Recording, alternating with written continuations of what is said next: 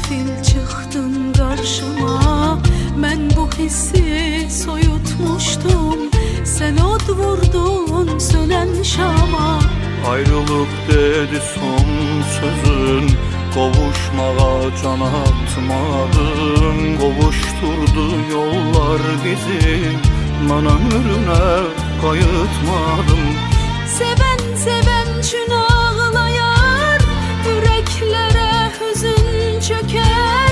Yağış yağar yanaklara, küle keser sığal çeker. Şeytanın hilesini, bu bir alın yazısı mı?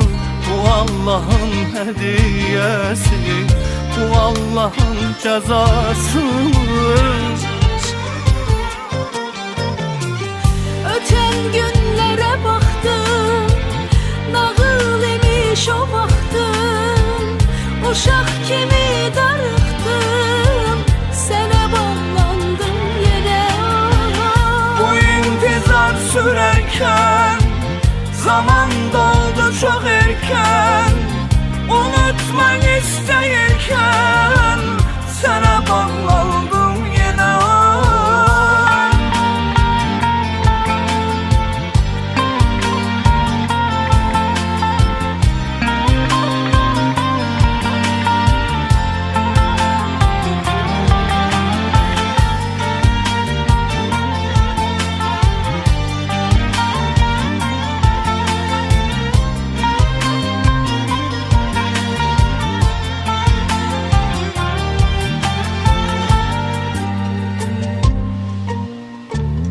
Tek dolaştım küçelerde, gözüm yolda az kalmadı.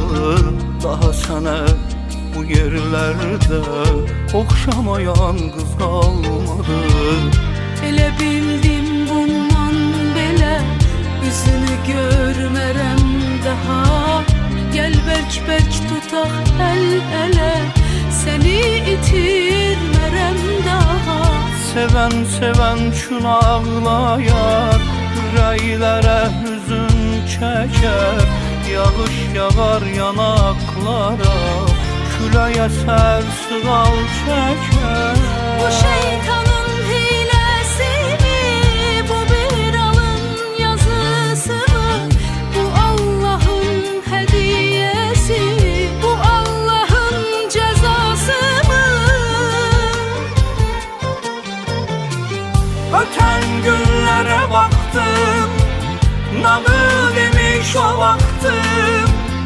Uşak kimi darıktım, sana bağlandım yine.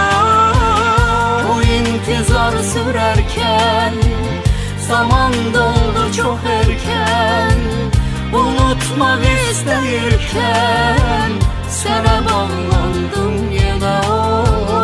Bu intizar sürerken, zaman doldu çok erken.